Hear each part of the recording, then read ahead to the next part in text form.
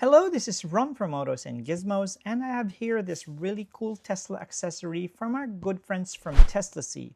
So in this video, I'll unbox, install, and review this product to give it the Autos and Gizmos treatment. Teslasy sells various products and accessories for any Tesla vehicle, and if you head over to their website to buy this product, don't forget to use my discount code to get huge savings. Like for example, if you get this T9 9.6-inch Gen 2 CarPlay display, select the appropriate product option and hit checkout, then enter AngSave in this box right here and click apply, you will get a very significant savings. Just a note that if you do use my discount code, I'll get a small commission from Teslasy, but at no extra cost to you. I'm super excited to showcase this product on my channel and to use it on my Tesla, so let's get started. But first, let me show you what you get in the box when you buy this product. When you open the box, you get this professional looking user guide like straight out of an Apple playbook. It's very comprehensive, good quality. There's enough details here to get you started.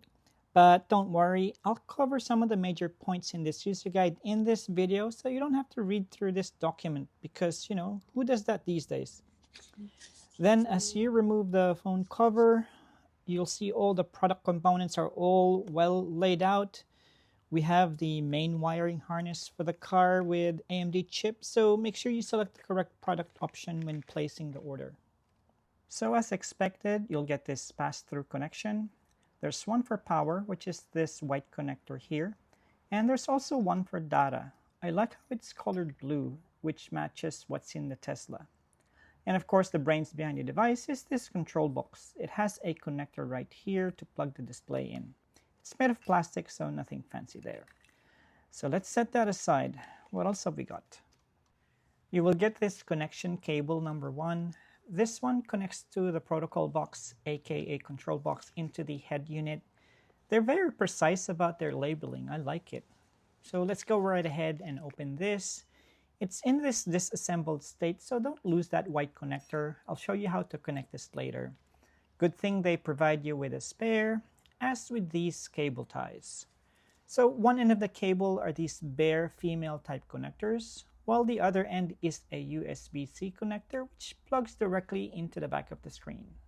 And they basically provide you with 3 sets of these connection cables. They're all the same, as you can see right there in that labeling. Next, they give you this extension cable for the camera because those connection cables is not long enough to reach the front bumper. So I'll show you how to connect and route this wire later. If you've purchased the front camera option, your package will come shipped with a reverse camera, of course. You'll get this small wrench to help you remove the frunk, and an extra 3M double-sided foam tape. And of course, the front camera itself. It feels heavy, so it seems very durable. It has this swivel mechanism, so you can point the camera based on your preference. And this is the camera lens. Hopefully that cover is durable enough because I'm sure there'll be small rocks hurtling towards it, and hopefully it survives all of them.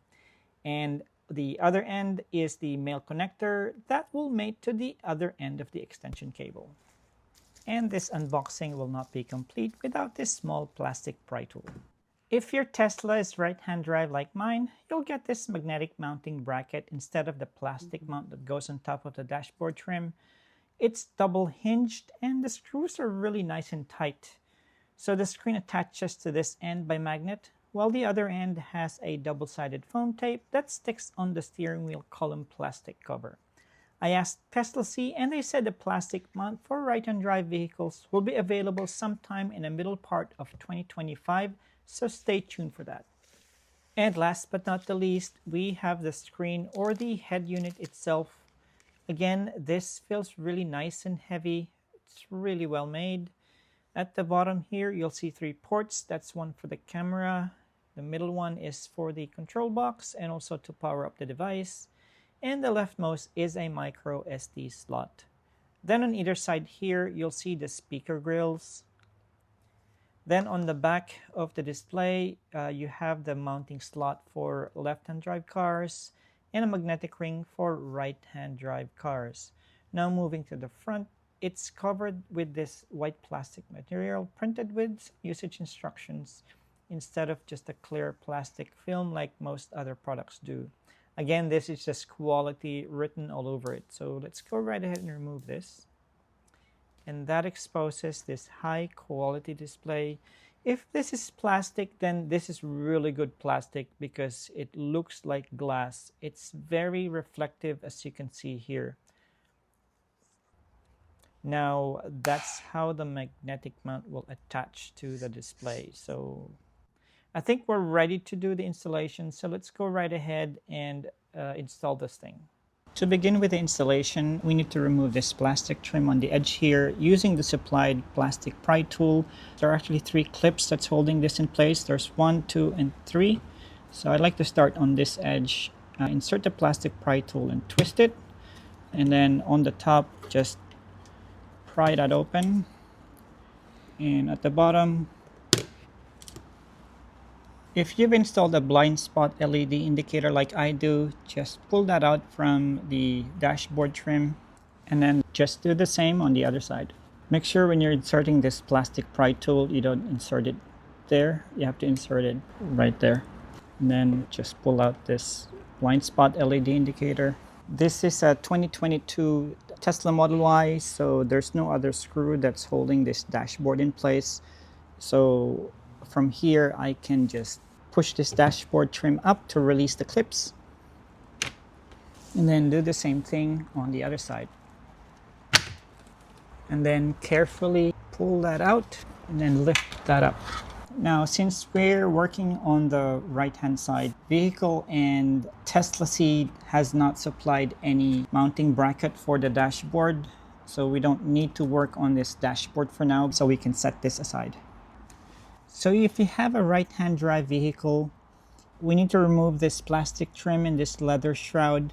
So to do that, again, grab the plastic pry tool and we need to remove this 2-stage clip. So first, loosen up that small clip. Do the same for the other one. And then from behind, loosen that up. There we go. Now the next step is to remove this plastic cover.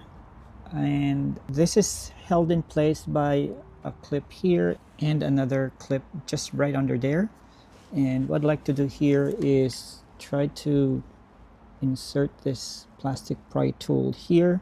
Now there is a small tiny clip that's here which you don't want to break. Well, I've already broken it because I've pushed this in too far in, but an alternative is to just slide this all the way to where that clip is and then just pull that out. So the next clip is right around here. Again, just push that in and release, and then do the same on the other side. Get that all the way, slide it in and give it a twist, and then on this side again, and then just carefully remove this. Now there's a plastic trim that's go in from the bottom here underneath this actual steering wheel, so that might be a bit a hard time removing this because at the same time there's a clip that's preventing you from pushing it out like here. So just be careful you don't break any of that clip because we need it. Now sometimes what I find helpful is to turn the steering wheel as you lift that up, and you should be able to remove the whole plastic trim. So the reason why we need to remove this plastic cover is because for right-hand drive vehicles, Teslasy's solution is to stick this mounting bracket onto this plastic trim, and of course we need to pass the wire coming from the LCD screen here onto somewhere in the dashboard. And for a tidy implementation, I was thinking of passing the wire through underneath this leather shroud. So I'm gonna see if that will fit. Hopefully it does. So what we need to do is remove this leather shroud, and you need a small, doesn't have to be an angular pliers, it could be a small pliers. So just squeeze these tabs in and push it in. Now I don't think you need to remove all of it, but let me just remove that all together. Let's get rid of this other one first. Push that in.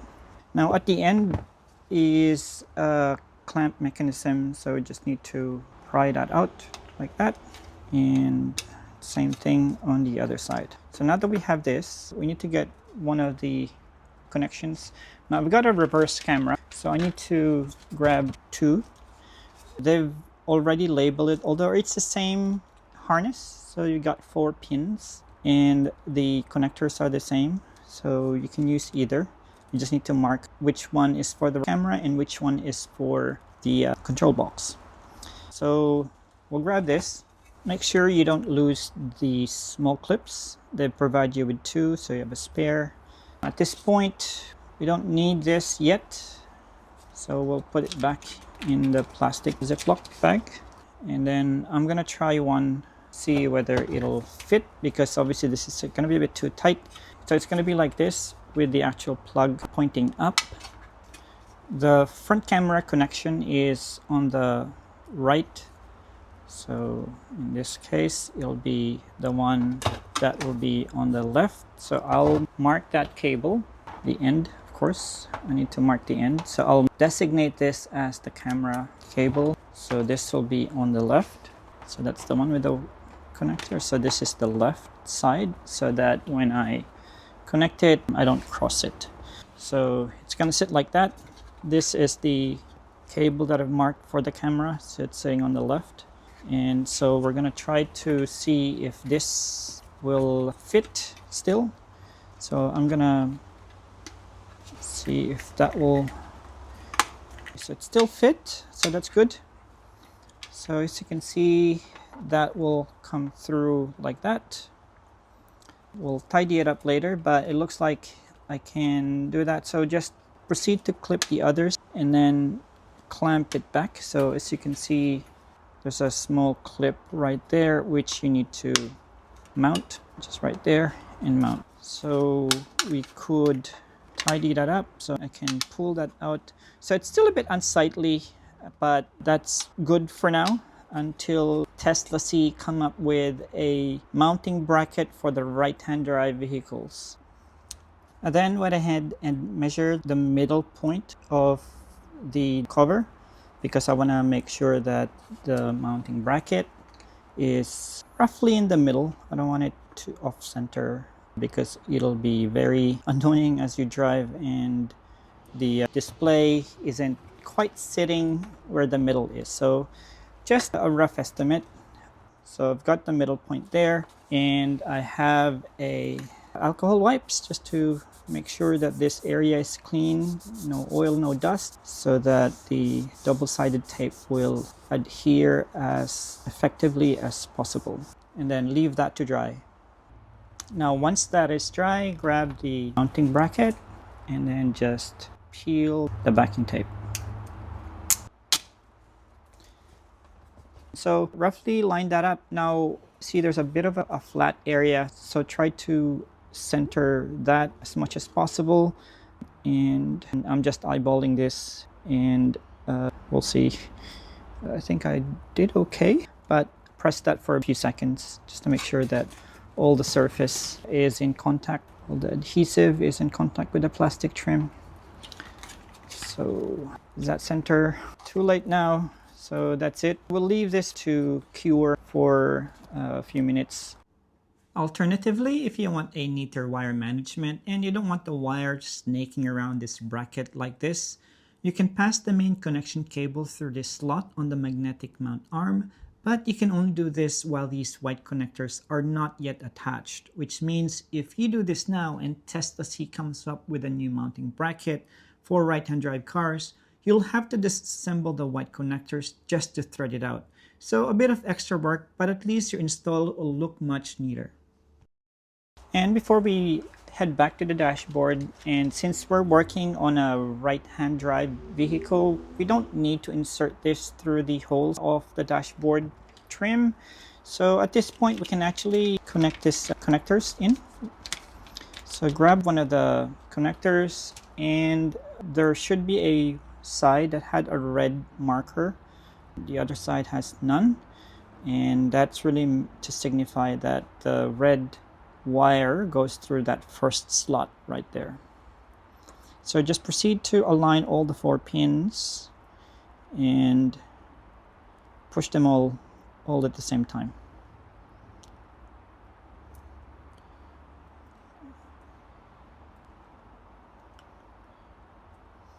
There we go. And you should sort of feel it engage. Now, of course, if Teslasy provides us with the mounting bracket, there is a way to remove this connector. Those small tabs there can be lifted to release the clip, and then you can pull that out. So I'll show you how this is done once we get the mounting bracket from Teslasy. And then we'll just do the same thing for the other one. So let's grab the same connector. That one would have a red marker. Line it all up at the same time.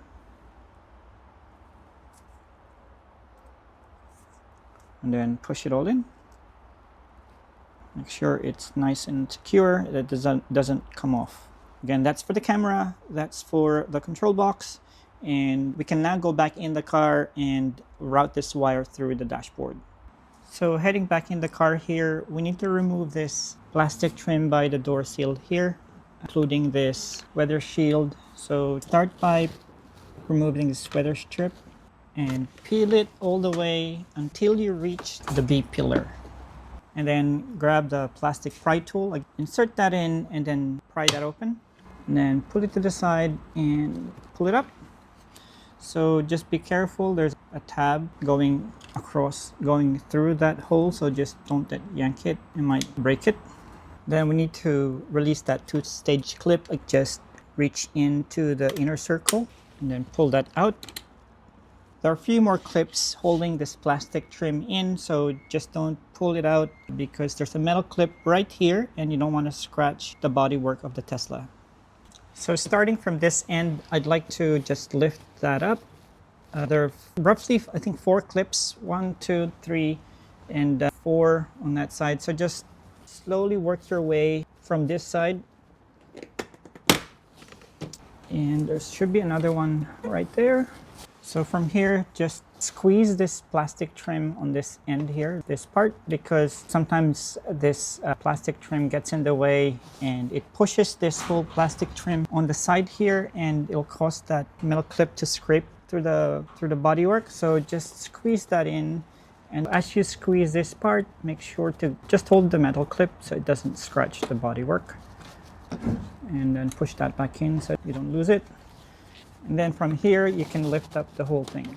There should be another clip I can feel here. So just, there it is. So the last clip is just right there. Next, we also need to remove this two-stage clip that's holding this carpet trim. So again, use this same plastic pry tool and then pry that out. Put this away so it doesn't drop in. Don't want to lose that. Now in my case, I already have a wiring harness connected on the OBD port, but rather than just connecting it right away, I just want to check what kind of wiring harness is provided on the Teslasy device, and we're just going to count how many wires are available in the pass-through connection. So this is my existing wiring harness for the blind spot monitor. Now you can see there's only a few wires sticking out here, and hopefully the number of pass-through wires are the same between the Teslasy unit and the blind spot monitor unit.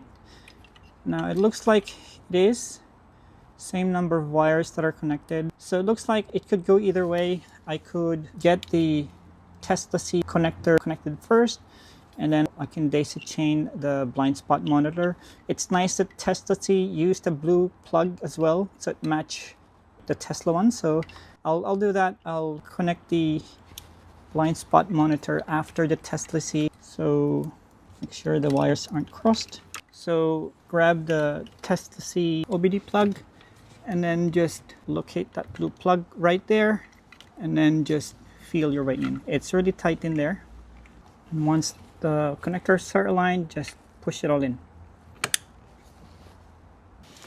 And then just tuck in these excess connectors. There's actually a big space right behind this set of wires. Pretty much this cavity here for that A pillar. It's actually empty, so you can push all those excess connectors in there. Now do the same for the power connector. Make sure just count the number of wires that's available. Now this is the Teslasy one, so it looks like it's a full pass-through connection. So all the terminals are filled in, but if you can see this blind spot monitor, there's two wires that are missing here. So rather than plug in this blind spot monitor power first, so remove that from the plug. So press the clip right there and then pull that up, pull that out. Plug the Teslasy power adapter first, and then daisy chain the one for the blind spot monitor. Now they're both powered up. Let's now do a quick connectivity check. So I've got the unit here. I'm just gonna plug it in. So left is for the camera, and then right is for the control box.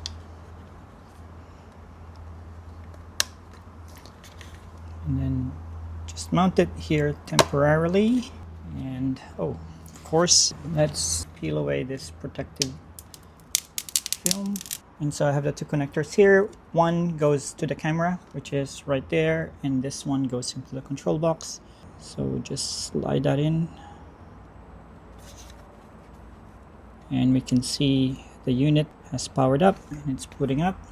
And let's proceed to plug in the connector for the camera.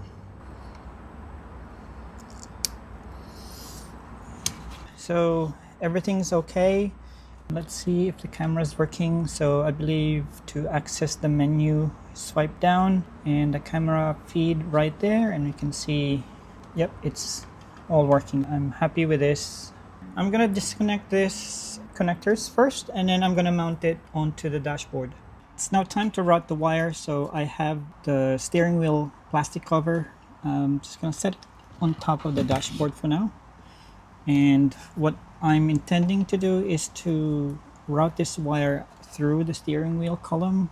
And if you look at here, I have the blind spot monitor lights routed in that way. So I'm gonna fish a wire from here and then emerge on that side, which is a much cleaner installation because sometimes it gets pinched here. I know this is a thin wire, but still, if I can avoid doing that, I would. And I thought this is a more elegant solution for wire management. So insert the wire through this end, and it should emerge on this end, and you can just fish that through. So let's just tape up these two connectors to the fishing wire and loosely tape that up. Then slowly pull the other end of the wire so the connectors emerge on this side. And then from here, grab the steering wheel cover, and then as required, pull the slack. Make sure the wire is not too loose, but also not too tight. And then this shroud piece here goes into that rail over there, this side here. So make sure both sides are aligned. So it looks like it is. Also make sure that this clip is lined up. One on this side and there's another one on the other side. So it'll be a bit tight because this side here will try to resist. But do it one side at a time. Make sure this other clip here is aligned as well. First, squeeze this part to lock the clip in place, and then the next one is here, and then do the same thing on the other side. Make sure the clips are aligned. So I had to push this in because it's getting in contact with the steering wheel, so just push that slightly, and now the clip should be aligned, and then the other one as well. And then just reattach the clip of the leather shroud.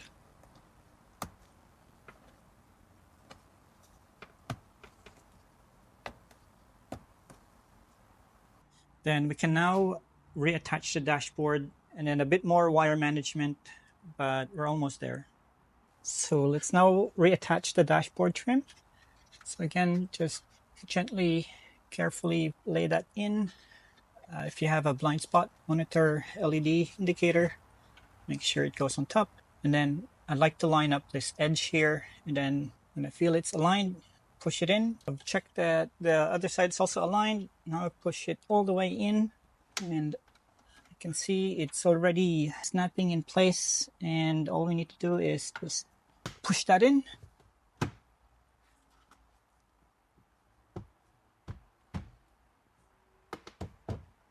And that looks good. So now put back the blind spot LED indicator and do the same for the other one. So it is now time to connect the LCD. So just swivel the mount first and then connect the two USB-C connectors.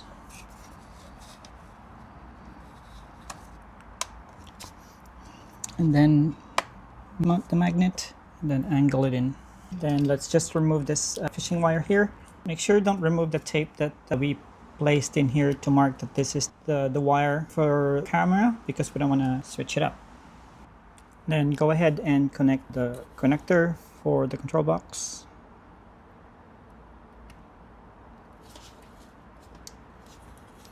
And then tuck this in and then tidy up this excess wire using the zip tie.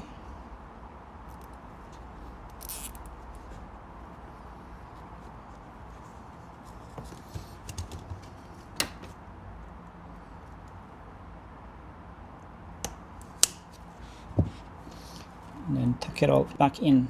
Then grab the two-stage clip and secure this carpet trim back. Now for the camera wire, I'd like to route it behind this trim and then just fish it all the way through. Make sure it's not twisted. And then to route this wire, instead of folding it straight like this, or you can't fold it up going down into the cabin here, because there might be water flowing through, and if the wire is pointed or slanted towards the inside of the car, water might start flowing through here. So that's the risk of doing the wire here, but I have not been able to find a better solution apart from breaching the firewall.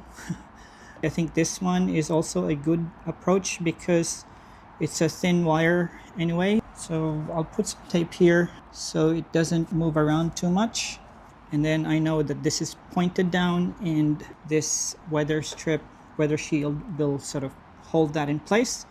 And if I want to, I can also tuck this underneath this rubber strip. You can pull this off just so you have a really good way, or so that this wire will not cause any problem like water leaking inside the cabin. We don't want that.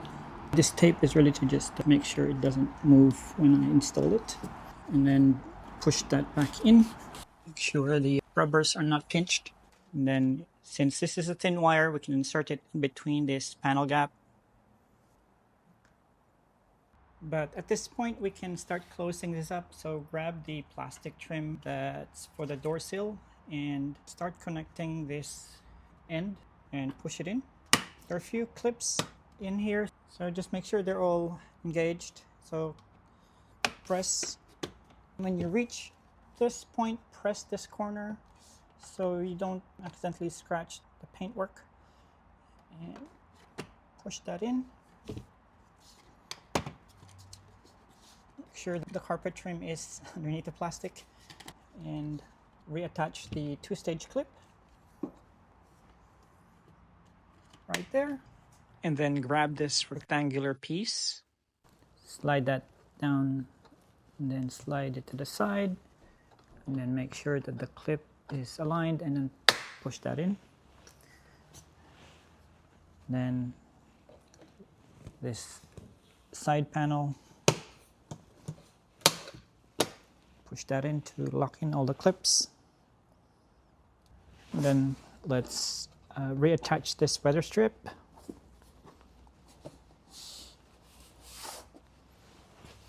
Proceed to the corner.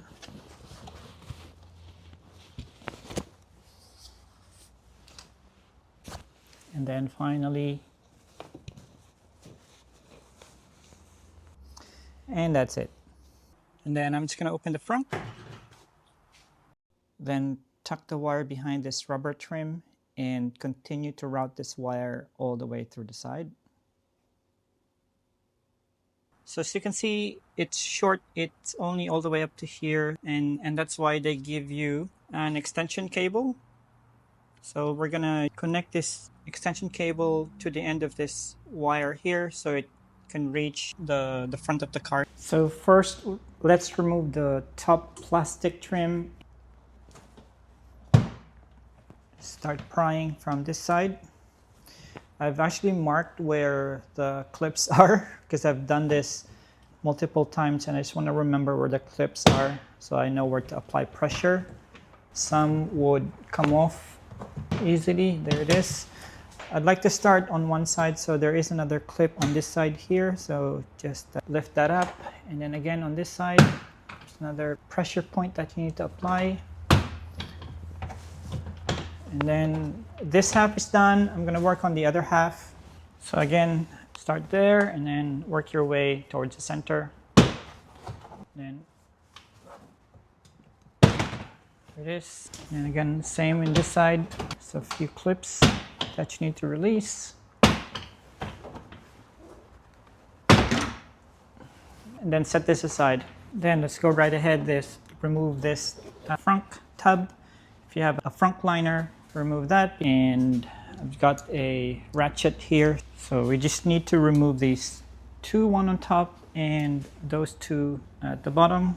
So we have 4 T20 bolts back in the trunk. Then let's remove this emergency door latch. So start by prying these. There are 3 clips that's holding this in place. So that's where you apply the pressure point. And the one in the middle. And then once those 3 clips are released, just pull that out gently. And grab a small pick tool like this or something similar. Then insert this pointy end to that small hole. There's a small clip latched onto that hole which prevents you from pulling this connector out. So while you're pressing into that hole, start pulling the connector out. Then as it starts to move, lift up the pick tool and you have it released. And then from here, remove this 2-stage clip that's holding the windshield washer reservoir. So just pry that first stage and then, well, the clip dropped, so we're gonna have to retrieve that later. If you have a front light, we need to unfortunately remove that because we can't remove the front tub if we have this light installed because the wiring is connected there. So remove this if you have one installed in your front. And now we can finally remove this front tub.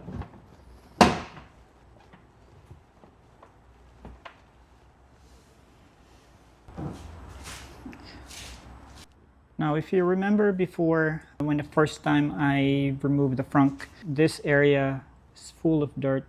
Now it's starting to accumulate dirt again. It's not as bad, but you can see there's a lot of dirt accumulating again. And it's only been a couple of months. And at least the wiring harness, the wires are in good shape, but I might give it a quick clean. Now that the front area is clear, we're now ready to do some wire management. So first, grab the extension cable. So this one should have all the connectors pre-connected. So unravel that and then connect that end. And so that should be enough to reach the front bumper area. But rather than have this exposed wire like this, I have this split corrugated plastic tubing, and I'm just gonna wrap that inside there so it would look like an OEM installation. And since this part is a bit chunky, I'm gonna wrap that part with electrical tape. So I'm gonna try to hide this wire. So to do that, I'm gonna tuck this behind this bracket here. And then it'll emerge here. So that's a good spot to do a zip tie and then cut this excess wire. So I'm gonna have to stop routing the wires first, because what I'll do is attach the front camera, and then once I have the wire sticking out here, then we'll worry about routing them to be as neat as possible. So let's go right ahead and start installing this front camera. First off, of course, we need to clean this area, because we're gonna first stick it VHB 3M VHB double-sided tape, so this is weatherproof. So, but before we do that, we need to clean this area. So I'm gonna first wash it with some clean water and a clean rag, and then finish it off with some alcohol wipes. And then we'll leave that to dry for about a minute or two. While waiting for the alcohol wipes to dry up, we need to breach where the camera wire will emerge. So there's a rubber flap, and this one prevents water from going in. So we'll have to be careful how we do this, so we don't end up introducing or getting a lot of water in here. So I've inserted that wire, so I don't want to have that opening right in front of this connector, sort of off center a bit. So if you can see here on the front end, that's where it will emerge, and this is the center of the bumper. So I'm gonna route the wire towards the left and then insert the connector through that rubber grommet. But what we'd want is to remove this backing tape. It's always a challenge doing this, especially if you're lying down on the floor. There it is. And make sure it's center. Don't want to be too far back. And that's it. Hold that in place for about a minute or two. And then I've decided to screw this in, because I don't want this to come off. So I managed to find a really small screwdriver, and I removed the screw on this side here to give it a bit of wiggle room. But this small screw, I'm able to tighten this up. So some people might not be comfortable punching a hole or drilling a hole or screwing something on the front bumper or anywhere in the body. But I figure this number plate is already drilled in to the bumper anyway, so I don't mind. So now I'm gonna reattach this small screw, and hopefully I don't trip this. There it is. And I'm gonna make sure it's tight so it doesn't move around. It's got a locking washer, so there it is. It's nice and tight, secure. I'll also tighten up the other side. Yep, nice and tight. Since we need to fish this camera cable through, I need to tape this up into this red wire. This red wire will allow us to get this camera cable into the front area. So all I need to do is pull it from within. Make sure it's coming in at the correct angle. So it looks like we're in. And that is the camera cable right there. So there's a bit of an opening here, and just want to make sure that it's not going to give us trouble. I might wrap it with the foam, so at least if there's a water overspray, the foam will absorb the water. And that's where the wire's routed, so it's a bit off center towards the right. So the tiny opening on the rubber grommet won't be directly in front of this connector right here. So I've cut a small piece of foam from the packaging of the product, and the idea is to just have the wire sort of sitting there, and the rubber grommet will wrap around, and the foam would somehow occupy the space around it. So that's the foam right there. So hopefully that's sufficient to block any little tiny overspray. And that's what it looks like from the inside. So we're now ready to close this up. I'm gonna tidy this up and attach a piece of corrugated tubing here, just similar to this, and then proceed to route the wires. Since this general area will be exposed to the elements, so what I went ahead and did with the wiring harness is to wrap that with like 3 layers of electrical tape. And I've got this other cloth, plasticky, like soft sheet. So I think it's transparent, but I'm gonna also wrap that around. If I had a bigger corrugated plastic sheet, I would use that, but since I don't, so I'm just gonna make do with this. And I'm just gonna zip tie both ends. So before I close up, I'm gonna show you where I route the wire. So from there, I have it sort of tied down there, and then I went in and tied that down there and sort of let it flow through here behind this metal piece and around back there and into this set of wires here and then out into the front right there. So I'm happy with that. I'm gonna close this up and test the system. So we're now ready to close this up, and I'm just gonna get the front tub and just line it up when these screw holes are aligned.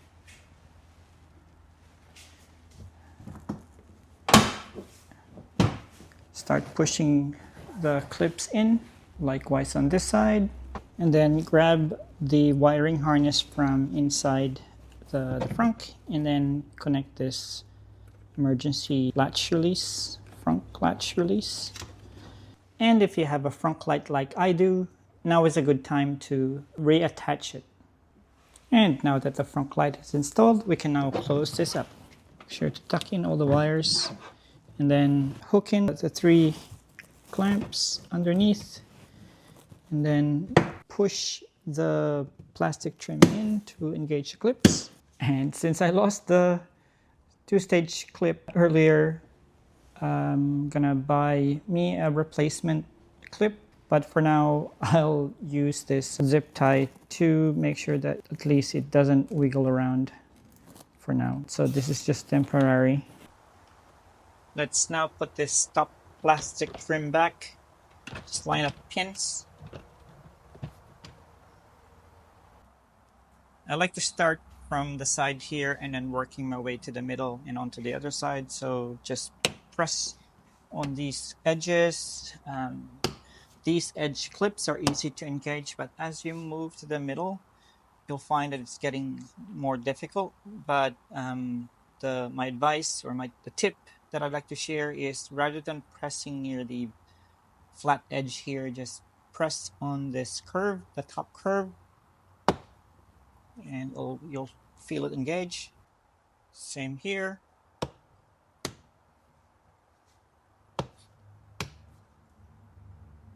And lastly on this edge.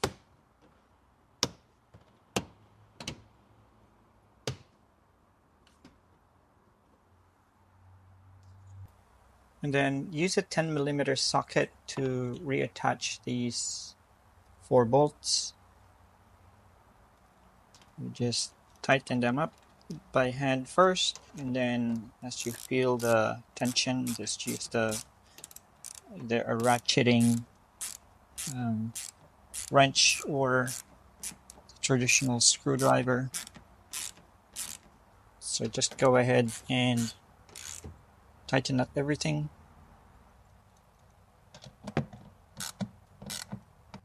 And lastly, and finally, replace the front liner if you have one. And that is how you install the T9 9.6-inch Gen 2 CarPlay display from Teslasy. This is a great car accessory to complement your Tesla Model 3 or Model Y. You get so much more than just having the speed readout displayed in front of you. For example, you'll get Apple CarPlay or Android Auto integration. You can even option it with a front camera to help you avoid obstacles when parking nose in. And if you're big on safety, it even comes with a few driving safety assistance features like this active blind spot monitoring system. For example, as you're driving and a car enters your blind spot, a yellow bar will appear on the side of the screen. And when you're indicating and a car is in your blind spot, a red bar will appear on the side of the screen instead. You don't even have to look at the screen to notice it since it's in your line of sight. You see it using your peripheral vision. And that's what's so good about having the screen here. It'll even alert you if you're over the speed limit, but not the annoying chime from Tesla has, which I turn off because it's super annoying. But instead, the speed readout turns red, so it's very subtle, but you can still notice it because the screen is in your line of sight. So I think that is a neat way to implement that feature. And that's all I have for you in this video. Thanks for watching. If you have any questions or comments about anything in this video, feel free to leave them down below or write me an email at autos.gizmos@gmail.com. And finally, if you find this video helpful, please don't forget to subscribe to my channel and hit that like button. This will help YouTube improve their algorithm, making this video become available to other like-minded individuals and at the same time helping me grow this channel. See you on the next one.